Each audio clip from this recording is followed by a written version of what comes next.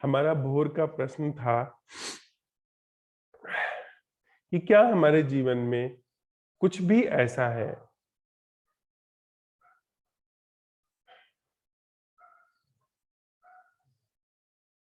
जो व्यवहार से मुक्त है। कुछ भी, जिसे जो लेन देन का व्यवहार है, जो जिसमें कुछ भी हमारे तई या उनके तई नहीं घट रहा है। कुछ भी ऐसा है जो व्यवहार से मुक्त है। तो उसको लेकर के हम लोग संवाद में प्रवेश करने जा रहे हैं। तो जिन भी, मेरे ख्याल से सभी लोग आ भी गए हैं, तो हम लोग शुरू करते हैं। स्वामी जी, आप शुरू करिए वहां से कि आज भोर के प्रश्न में अव, अवलोकन जो हुआ है उससे क्या आया, क्या हाथ लगा है, क्या हमारे जीवन में कुछ भी ऐसा है जो व्यवहार से मुक्त है।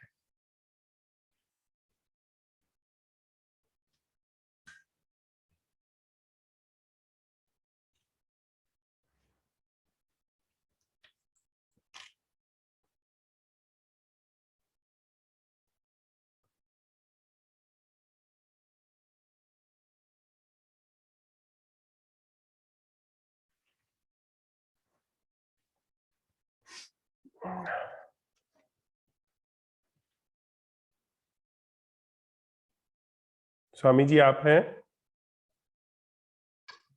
प्रणाम सभी मित्रों को। जी प्रणाम। कुछ चीजें ऐसे मेरे अवलोकन में आई जो व्यवहार से मुक्त मुझे लगी कि जैसे राह चलते चलते कई बार अनजान लोगों को मुस्कुरा देना, देख के मुस्कुरा देना, फिर उधर से कोई अपेक्षा नहीं रहती कि भाई मुस्कुराहट वापस आएगी या नहीं आएगी, बस मुस्कुरा देना। कभी कभी नमस्ते करने का भी मेरा दिल होता है, प्रणाम करने का भी दिल होता है, तो प्रणाम भी कर लेता हूँ। उसमें कोई ये नहीं रहता कि सामने वाला रिस्पांस देगा या नहीं देगा, इसका कुछ ये नहीं रहता।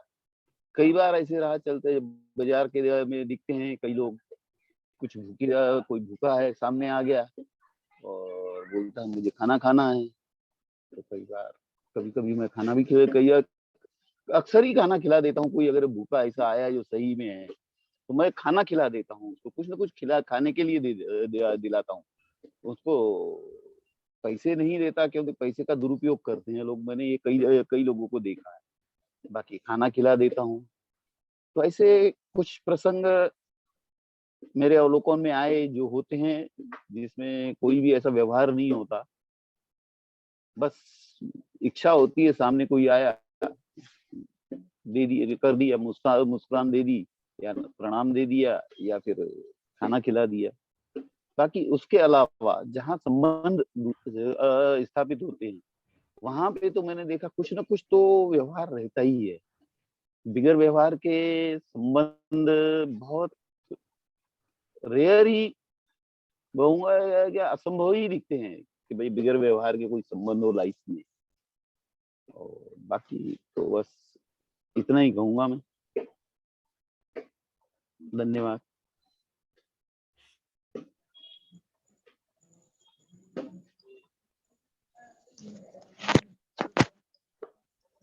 भैया प्रणाम भावना।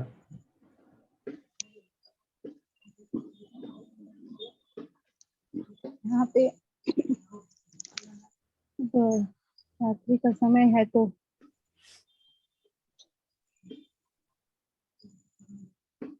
तारे टिमटिमा रहे हैं आसमान में। वो जो रात्रि वाले जो होते हैं जानवर वो लोग बोल रहे हैं।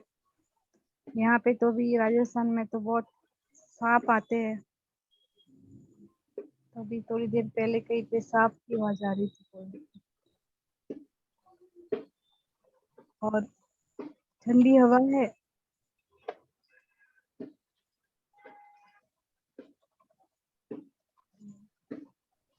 ये जो प्रश्न है व्यवहार से मुक्त वाला, तो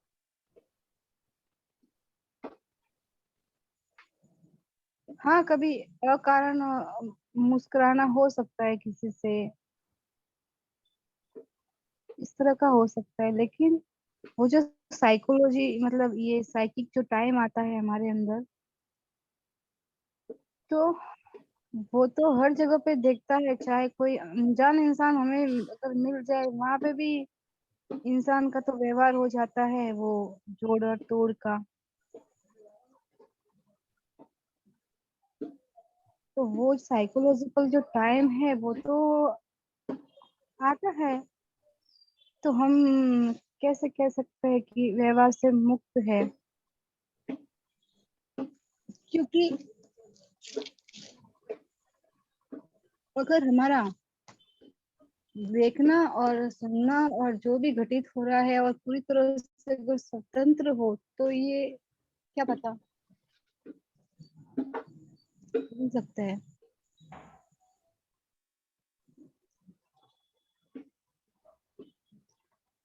कि जहाँ पे किसी तरह का कोई कुछ भी बाध्य न हो सुनने में, और वो अवलोकन में रहे सब कुछ, क्या बता, इसका कोई अनुभव तो है नहीं है। धन्यवाद देवी भावना। अब ठीक। नमस्ते। नमस्ते देवी। व्यवहार का मतलब मैनरिज्म होता है ना। जी मैंने हम्म, तो इस प्रश्न पे जब ध्यान जाता है कि जिस समय में अब हम जी रहे हैं, ये फुल ऑन एक एक्सप्रेशन का, we are expressing ourselves more than needed। Social media पे भी सब इन्वॉल्व है लोग, everyone is exposing themselves। Attention grab करने का एक एटमॉस्फेयर हो गया है, आई बॉल कैच करने का, अटेंशन ग्रैब करने का। So as a generation in these times, हम नेचुरली बहुत लाउड हैं अपने मैनरिज्म में। कुछ कहना है तो उसको एग्जैजरेट करके बोलते हैं। सहजता नहीं रही हमें उतनी, जैसे हमसे पहले के जनरेशन में थे लोग। जैसे आपने आज अपने फादर का भी एग्जाम्पल दिया कि बिना शब्द के ही प्रेम का एक्सप्रेशन हो जाता था। And I have seen this in my family also. हमारे गांव में भी हमारे ग्रैंडफादर के साथ मेरे फादर भी थोड़े बहुत रिजर्व रहते थे। इसका मतलब ये नहीं है कि वो रेस्पेक्ट नहीं था, लव नहीं था।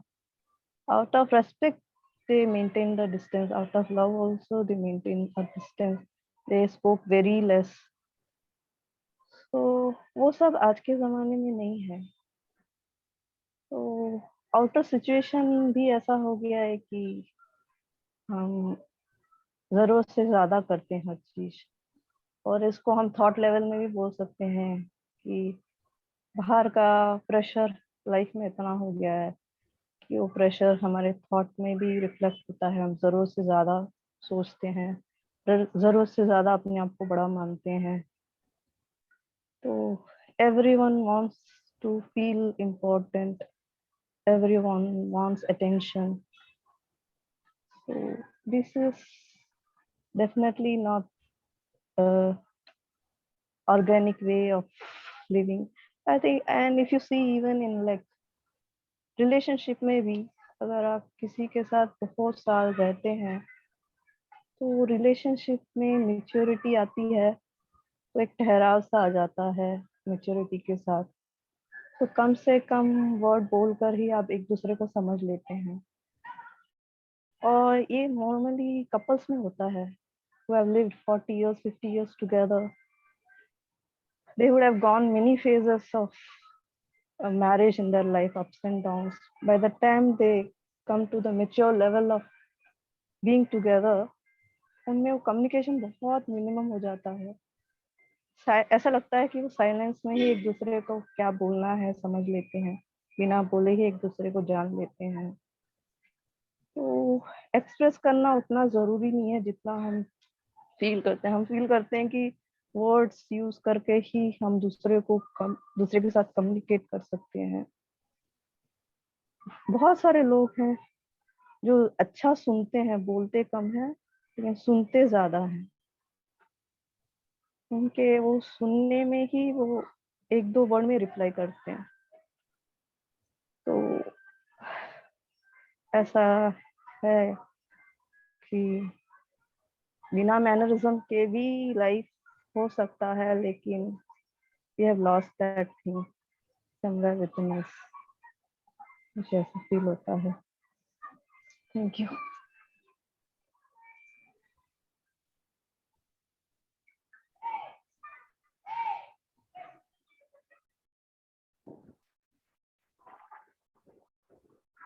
नमस्कार सर।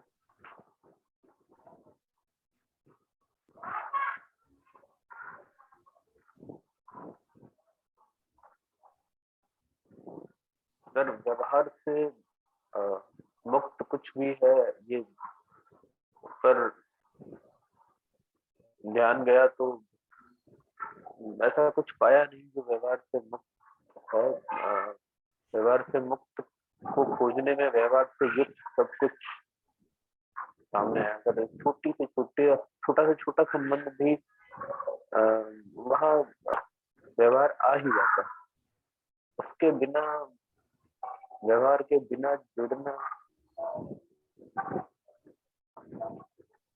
पर ये पकड़ में नहीं है मुझे।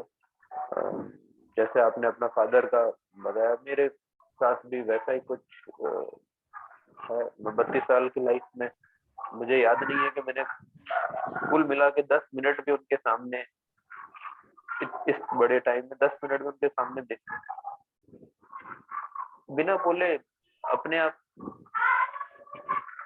व्यवहार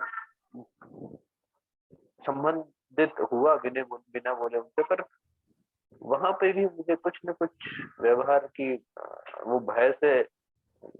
भय की वजह से वैसा था या कुछ भी था, व्यवहार वहां दिखा कर हर जगह व्यवहार। तो या तो मैं प्रश्न को सही से समझ नहीं पाया या फिर जो भी मुझे दिखा वहां वो थोड़ा ही कंफ्यूजिंग सही था। पर व्यवहार से मुक्त मुझे कुछ भी लगा। धन्यवाद।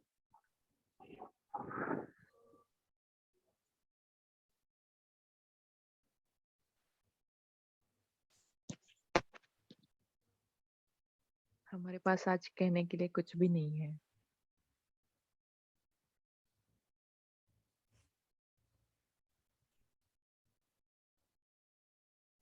धन्यवाद सभी। प्रमिला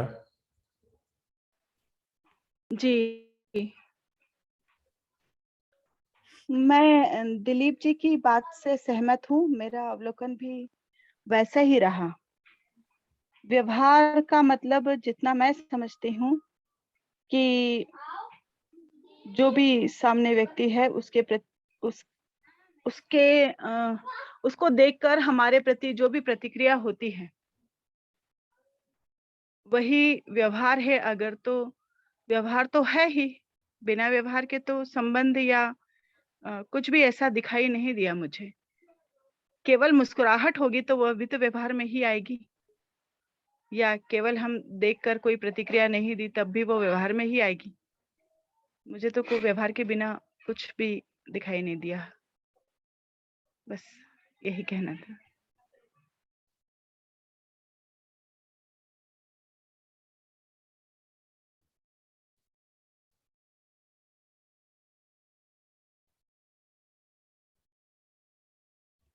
स्मृति जी। नमस्कार सभी को। नमस्कार। मेरे अवलोकन में ये बात आती है कि जो मैं सुबह भी कह रही थी कि कुछ ऐसी झलकियां हम सभी को प्राप्त होती हैं जो कि मैं से परे, या जो भी असंभव प्रश्न हम उठा रहे हैं उसके सामने जो कहीं उत्तर जैसा हमें दिख रहा है वो हो सकता है। वैसे ही यहाँ मुझे लगता है कि जो अनायास कुछ कर्म ऐसे घटित हो ही जाते हैं हमसे, जो जिसके जिसके पीछे ना हमारी कोई मंशा होती है और ना ही कुछ पाने की इच्छा होती है, ना कभी उसके पीछे कोई सोच विचार रहते हैं, लेकिन वो बहुत क्षणिक रहते हैं हमेशा। तो शायद वो जो व्यवहार हम जानते हैं या हम करते हैं उससे परे हो सकते हैं। लेकिन जैसे ही हम उन क्षणों को या उन कर्मों को फिर से पाने की या जीने जीने की अपेक्षा करते हैं या प्रयास करते हैं, तो फिर वो व्यवहार के दायरे में फिर से आ जाता है। अम, ऐसा मुझे लग रहा है, आई मे बी रॉन्ग, पर मुझे लगता है कि जो व्यवहार हम कर रहे हैं वो तो हमारे सिखावन पे कंडीशनिंग पे बहुत आधारित है।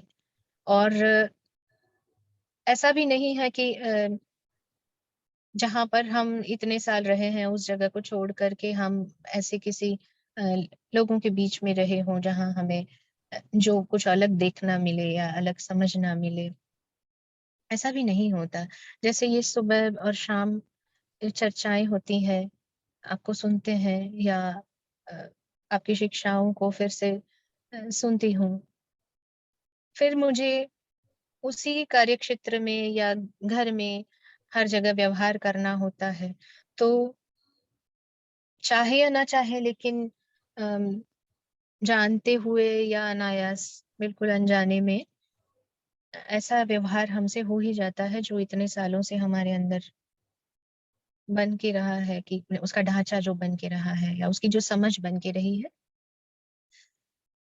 तो ऐसे देखा जाए तो व्यवहार से मुक्त ये जीवन नहीं है, कुछ और है जिसकी झलक तो मिलती ही है सबको, ऐसा मुझे लग रहा है। लेकिन उसको फिर एक नाम, एक संज्ञा दे करके उसे एक ढांचे में या एक आकृति में अगर हम रखना चाहें या रखने का प्रयास करें, तो फिर वो इसी व्यवहार के दायरे में आ जाएगा, ऐसा मुझे लगता है।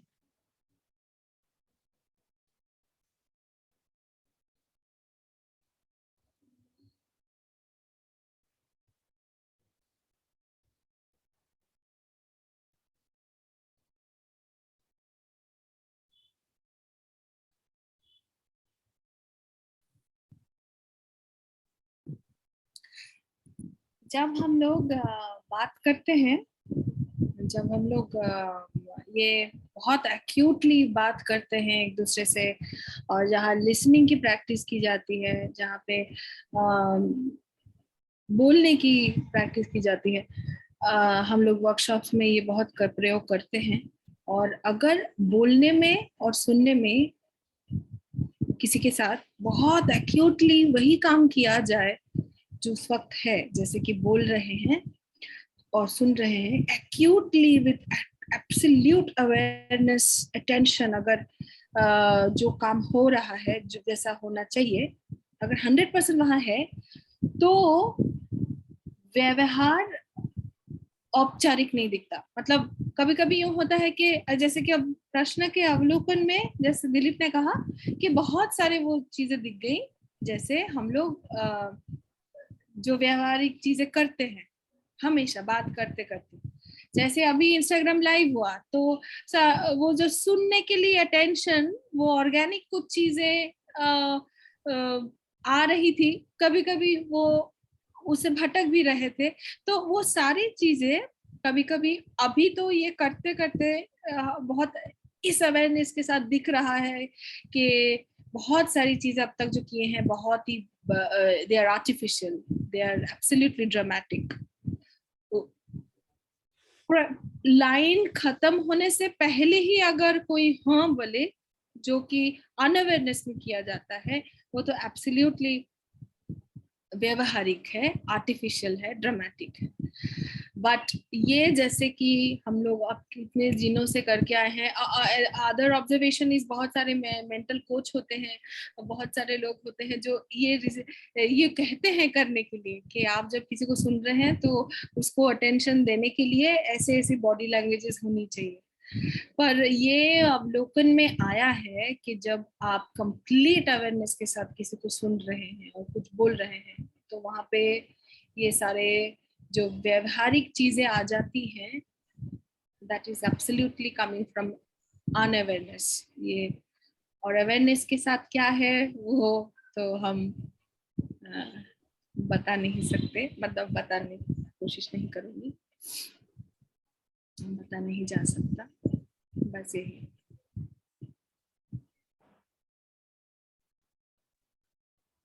नमस्कार सभी को।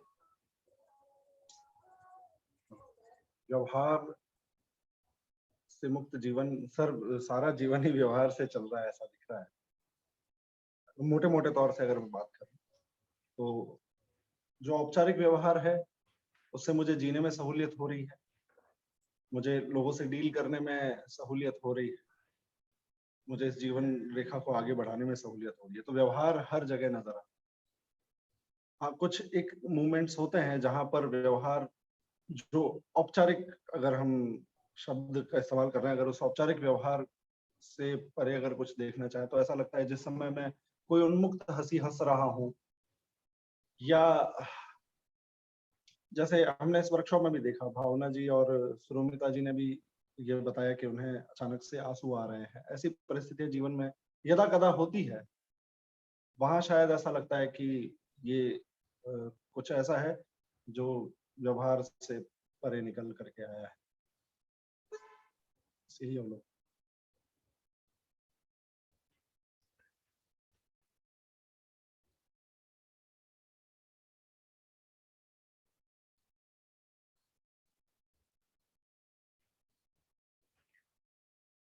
दो मिनट बैठते हैं फिर आगे बढ़ते हैं।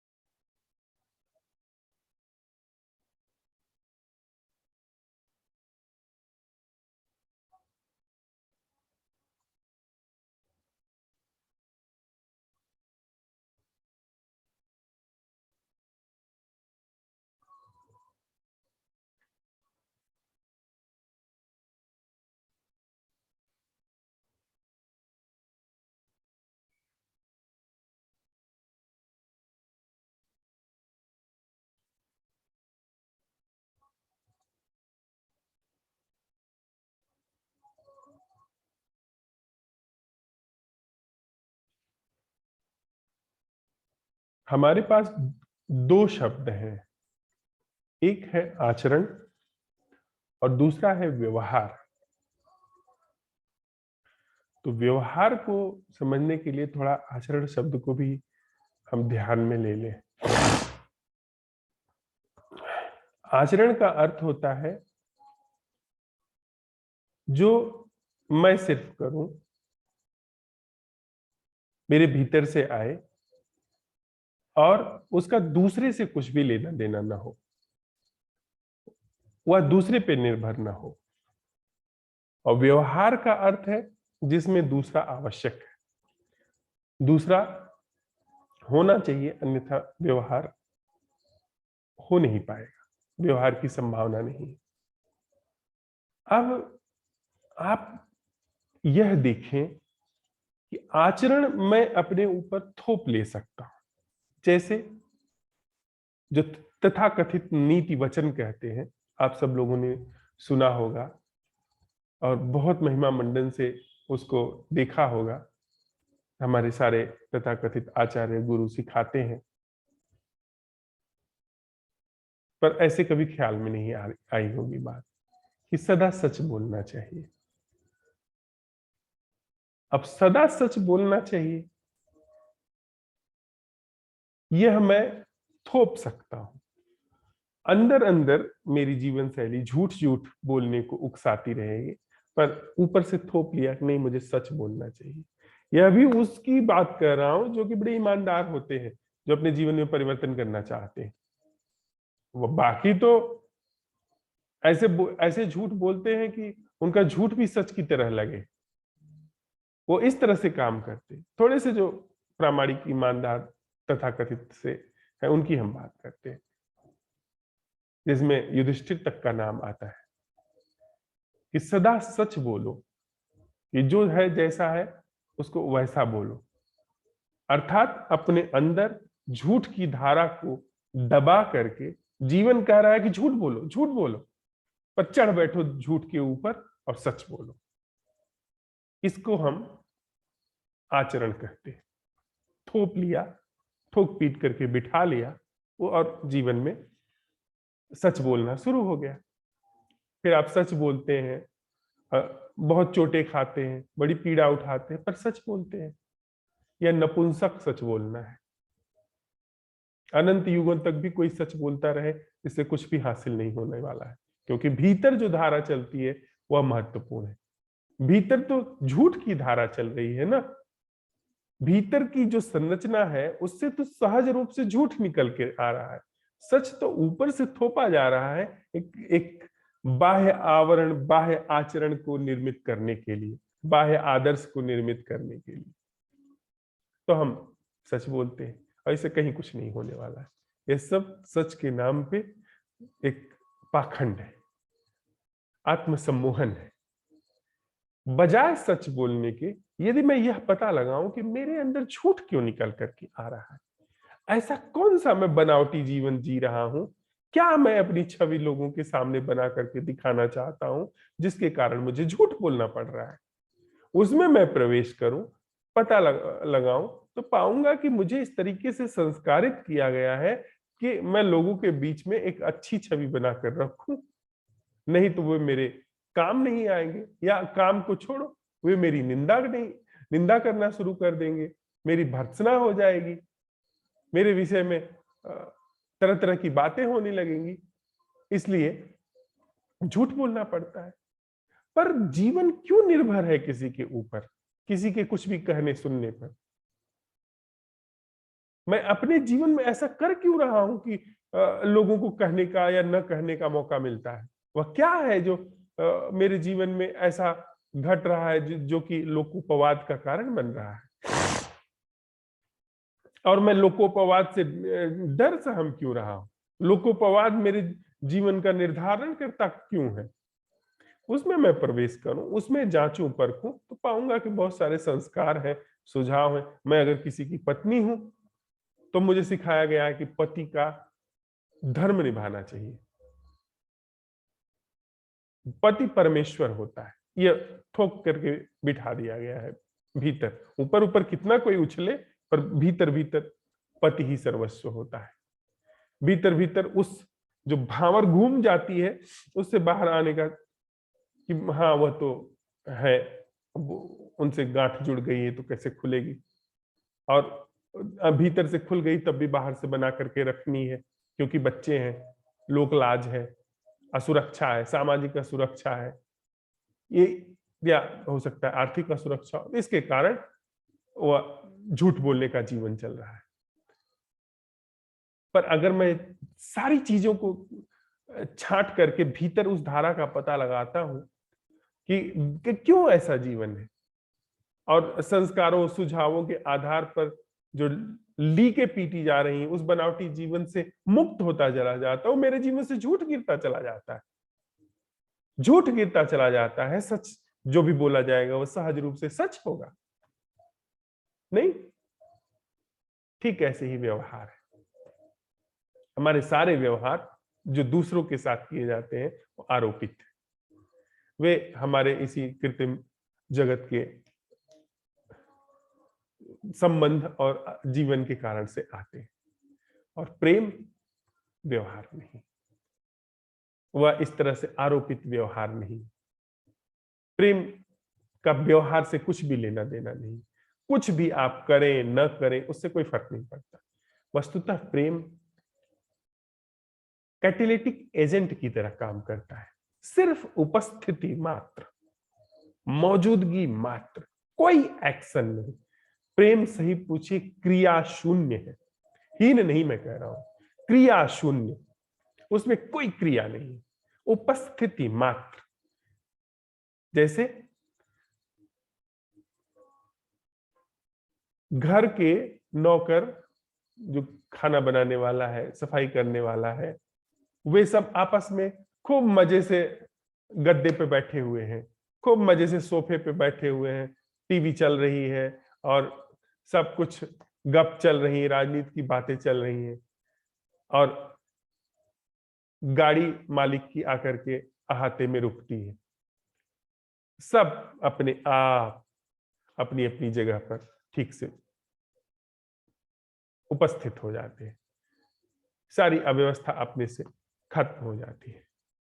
जैसे ही उस जिसे प्रेम कहा जाता है उसकी उपस्थिति होती है, जो भी जीवन में सारी अव्यवस्थाएं हैं कि यह इनसे ले लूं, उनको दे दूं, यह पालूं, वह खो दूं, यहां पहुंच जाऊं, वहां से उतर जाऊं, वह सारी चीजें जो इधर से उधर घूम रही हैं, उसकी उपस्थिति से अपने आप सब कुछ अपनी जगह पर हो जाता है, सिर्फ उसकी उपस्थिति से। और उसकी उपस्थिति के लिए सिर्फ यह हम असंभव प्रश्न उठा रहे हैं कि कहे कि वह क्या है जो व्यवहार से मुक्त है। सिर्फ उसकी उपस्थिति, हमें व्यवहार को सुधारना, संवारना, सजाना नहीं पड़ता है। व्यवहार जो सटीक है, जो उचित है, जो सम्यक है, वह अपने आप ऐसे घटित होता है। जैसे कहने वाले कहते हैं ना कि सम्यक रूप से जीवन की कला जिसने सीखी है, उसके पीछे व्यवहार और आचरण ऐसे ही चलते हैं, ऐसे ही होते जाते हैं सहज, जो जैसे गाड़ी के पीछे चक्के के निशान छूटते चले जाते हैं। गाड़ी चक्के के निशान थोड़ी जाकर के वहां बनाती है कि उसको पेंटिंग बनानी है चक्के की रेत पर या धूल में। गाड़ी ऐसा कुछ नहीं करती। गाड़ी को पता भी नहीं होता है कि पीछे निशान छूट रहा है। अगर प्रेम का उद्घाटन हो गया, व्यवहार का पता ही नहीं चलेगा कि क्या हो रहा है। सहज व्यवहार होगा और वह सहज व्यवहार हमेशा सम्यक होगा, लेकिन करने वाला वहां कोई नहीं है।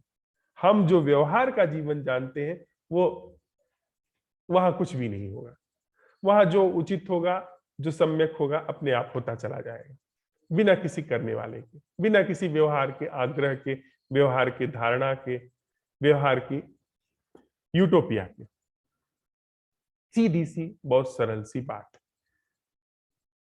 तो आज भोर की बैठक में हम लोगों ने जिस प्रश्न को उठाया था कि वह क्या है जो व्यवहार से मुक्त है, क्या हमारे जीवन में कुछ भी ऐसा है जो व्यवहार से मुक्त है, और यह प्रश्न हमें फिर से वहीं लेकर के आया जहां से प्रेम के द्वार खुलते हैं।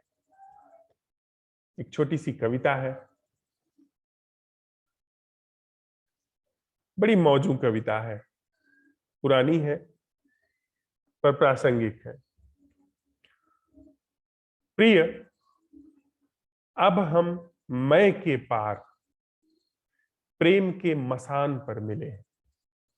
प्रिय, अब हम मैं के पार प्रेम के मसान पर मिले हैं, श्मशान पर।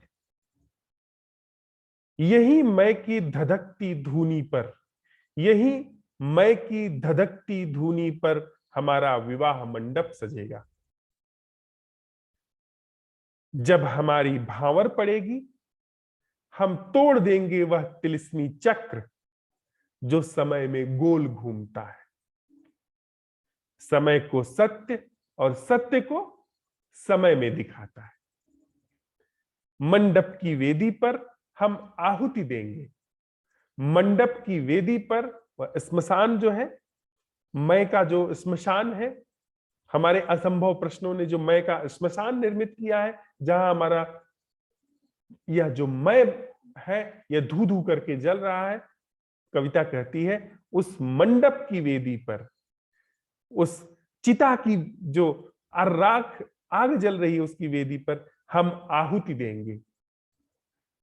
देह पर जीवन मृत्यु के, देह पर जो घटने वाला जीवन और मृत्यु है उसका, उसके धोखे की नहीं।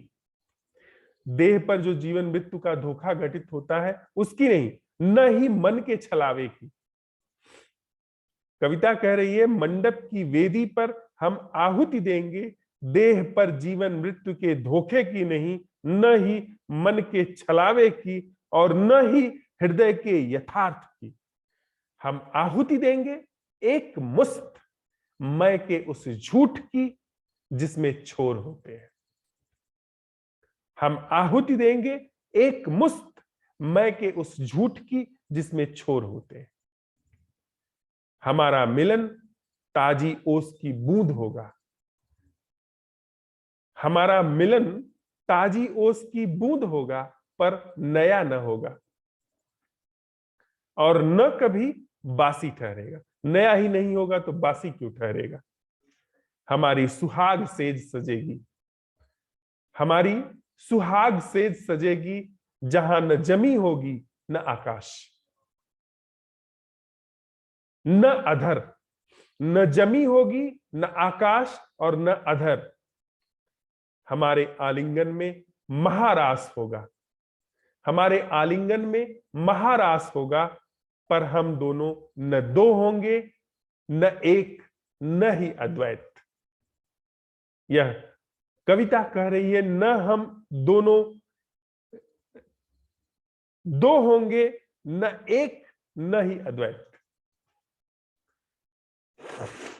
हमारे अब तक के अन्वेषण के सभी असंभव प्रश्नों को यह कविता समेटे है और आज अचानक ही यह सामने आई है। कविता कह रही है कि हम मैं के मसान, मैं के पार प्रेम के मसान, मैं का जहां पर मसान है, जहां चिता जल रही है, वहीं पर प्रेम की भूमि है, वहीं पर मिलेंगे, वहीं पर हमारा रास रचेगा, वहीं भावर होगी। प्रतीकात्मक रूप से यह कविता मैं के समूचे अवसान की ओर इशारा कर रही है। वह बात आ ही जाती है।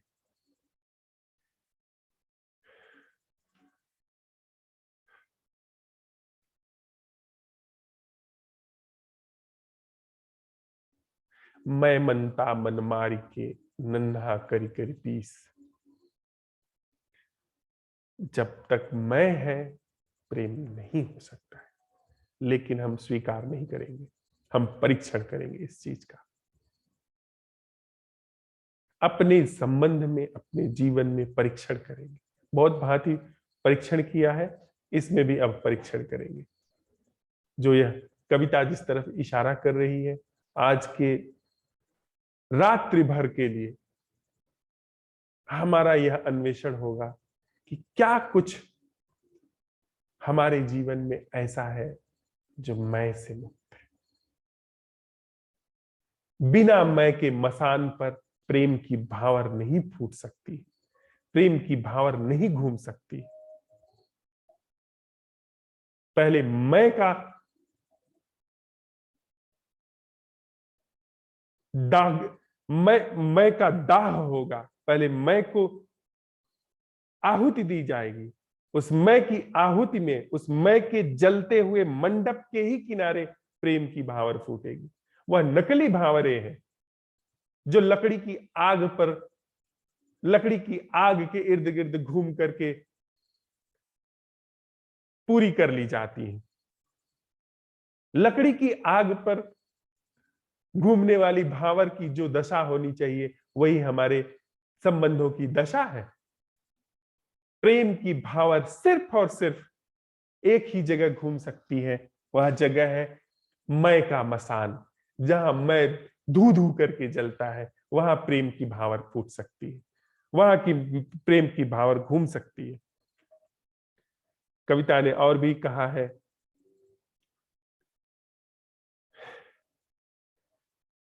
उसी आहुति में हम जो उसी यज्ञ में, उसी मंडप में हम आहुति देते हैं, देह पर जीवन मृत्यु के धोखे की नहीं। यह जो देह की जीवन मृत्यु होती है, देह का पैदा होना होता है, मृत्यु का घटना होता है, वह धोखा है। यह एक गहरा धोखा है कि पैदा होना मरना, इस धोखे की नहीं। कविता कहती है उस धोखे की नहीं, न ही मन के छलावे की। मन से जो प्रेम निर्मित होता है ये छलावा है, इसकी भी नहीं। और न ही हृदय के यथार्थ की है, हृदय में जो पींगे उठती हैं, जो भाव उठते हैं, उनके यथार्थ की भी नहीं। न धोखे की, न छलावे की, न शरीर के धोखे की, न मन के छलावे की, न हृदय के यथार्थ की, हृदय के भाव की। हम एक मुस्त उसकी आहुति देंगे जिसमें छोर होते हैं, जिसमें मैं और आप होते हैं। उसी मैं की हम आहुति देंगे। आप अपने मैं की, हम मैं अपने मैं की। और उसी आहुति में हमारा मिलन ताजी ओस की बूंद सा होगा, पर बासी न ठहरेगा। ताजा तो होगा, बूंद तो बासी हो जाती है। जैसे ही गिरी उसके बाद बासी होना शुरू हो गया।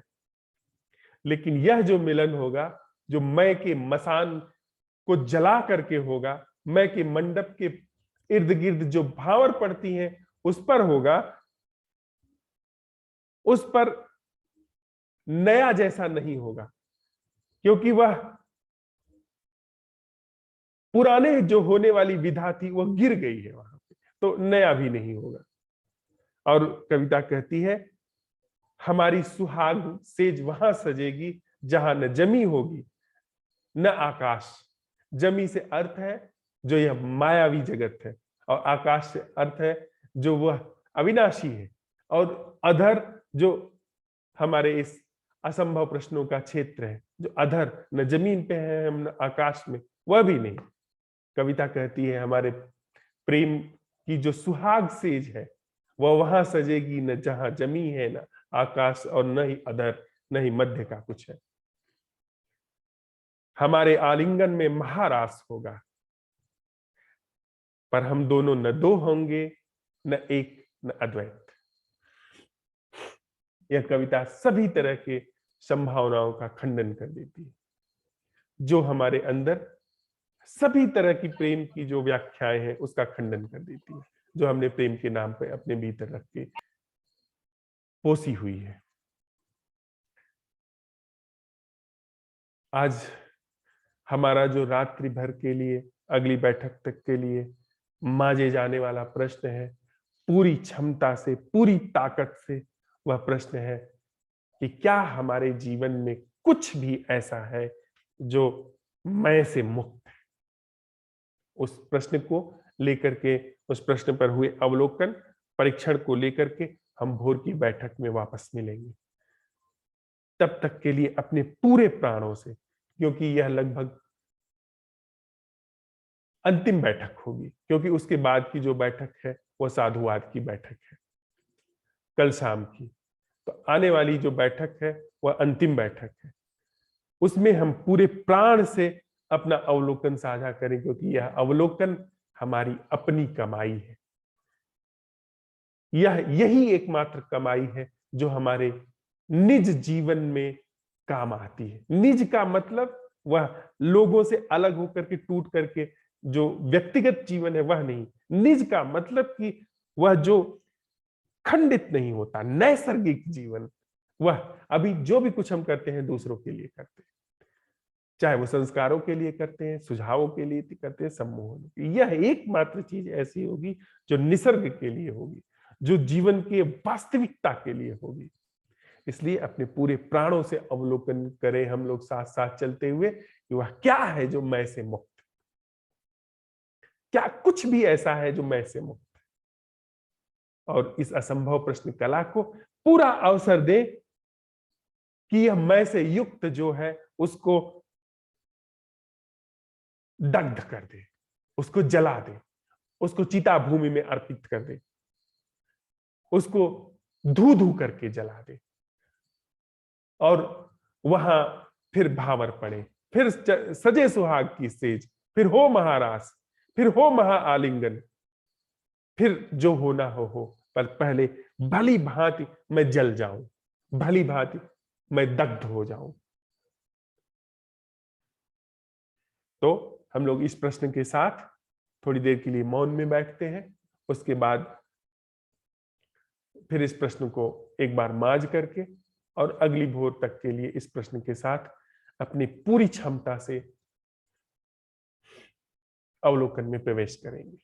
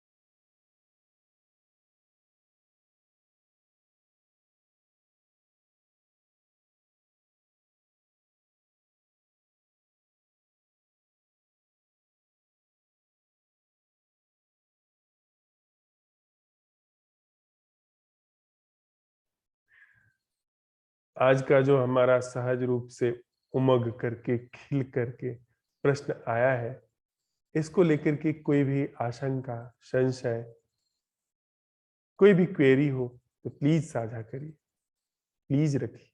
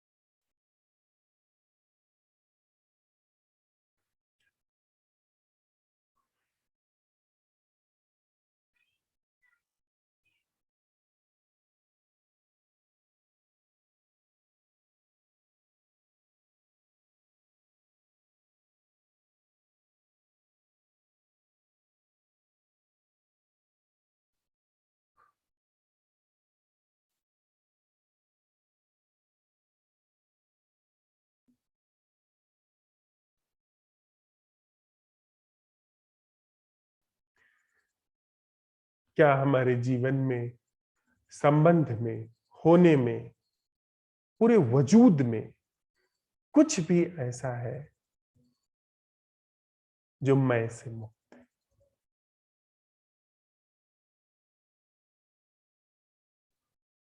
मैं क्या है?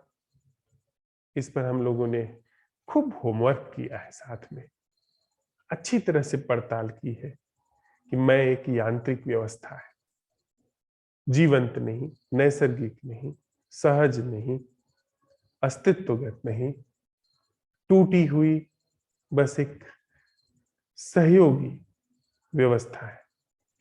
जीवन में और संबंध में उसका होना परम घातक। इसलिए हमने यह सवाल उठाया है कि वह क्या है जो मैं से मुक्त है।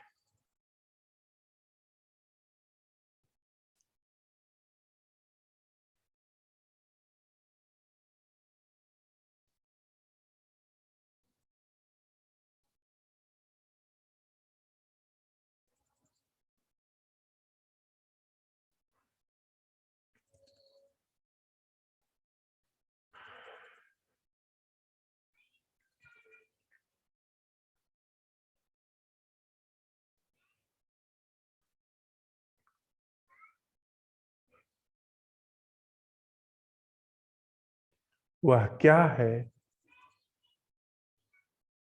जो मैं के बोध से मुक्त